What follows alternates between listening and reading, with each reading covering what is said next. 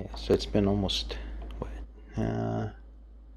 maybe almost 2 decades I've lived in this house, and I can see the wood damage from all the years of use and water damage.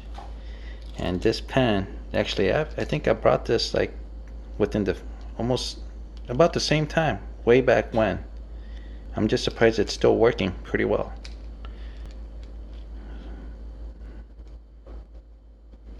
It almost, yeah, almost 17 years with this pen, and it's still working. I did this last night.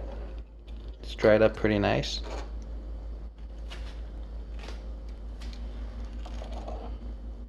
I wasn't even thinking about how damaged it looks till yesterday.